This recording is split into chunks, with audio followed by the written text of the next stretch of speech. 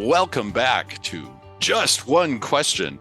And I am thrilled today to have, I think, probably the most distant person on Just One Question that we've ever had, because Stephen Turban literally comes right now from the other side of the world. He's based in Vietnam, where he's been for 4 years.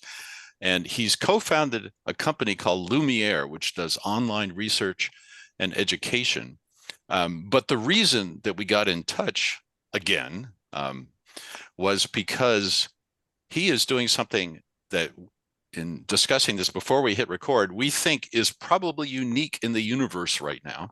He is doing stand-up comedy in Vietnamese. So Stephen Turban, welcome to Just One Question. How the heck are you? Hi, Nick. Thank you so much for having me. No, I'm doing well, and yeah, excited to explore stand-up comedy in Vietnamese. Excited for you to join the fold of stand-up comedians who do it in Vietnamese. Yeah, I'm lucky to get a laugh in English. So as we were talking, the amazing thing about this is that to truly understand another culture, another language, or one sign that you truly understand it, let's say, is the ability to make people laugh in that culture and language. So how did you stumble on this, and how's it going? Are you making people laugh in Vietnamese? Yeah, a sensitive question. So you jumped in.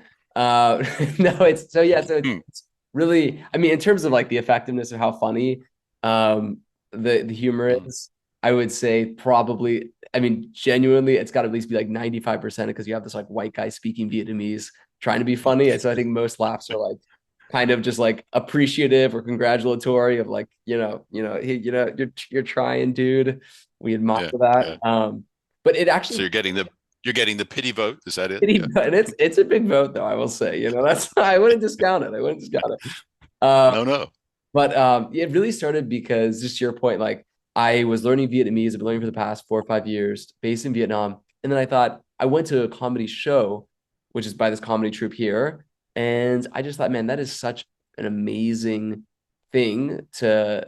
I was listening, I kind of understood it, but a lot of I didn't understand. But I was like, man, if I could go up and just perform a set, that would mean I really made it in Vietnamese. Mm. So that it was just a personal goal. And it's sometimes you set a goal that's kind of dumb and like like this is a great example of one where it's like exclusively a goal that I care about and then has really no impact on the world except for my like lived experience and a few like Vietnamese fans who watch and are kind and appreciative.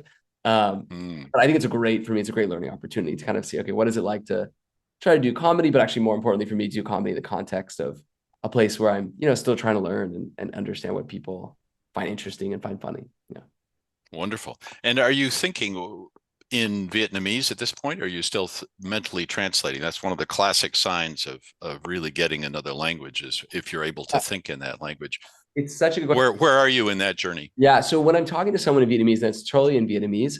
But when I'm writing a script or a set, then I think I'm still doing a little bit of like, what would I find funny in English? And then trying to bring it over. So actually, I work a lot with my Vietnamese teachers to then Mhm. write and rewrite my sets. So I would say like in just day-to-day conversation, still in the Vietnamese zone, but in like the writing of something that's like thoughtful and interesting and like tells a story, there I'm like still kind of grasping on the straws of English to keep it going. So yeah, somewhere in the middle of those two.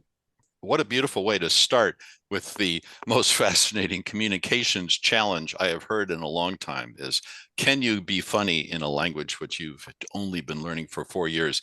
Stephen Turban tells us how. Stephen, just tell us quickly, how can people find out more about your company, which we didn't talk about much, but which is absolutely fascinating and doing interesting things. So give us the quick website or how to find you in that space. Yep. So we're one of the largest online research programs for high school students in the world. You can find Mhm. us on our website, which is lumiere-education.com or lumiere.education. Or you can look us up on Instagram, Lumiere Education, or just Google it. You can also find us there. So. Wonderful. Thank you so much. Thanks for reaching out late at night in Vietnam and reaching across the great digital divide. It's wonderful to see you. Thank you for being on Just One Question. Thank you, Nick.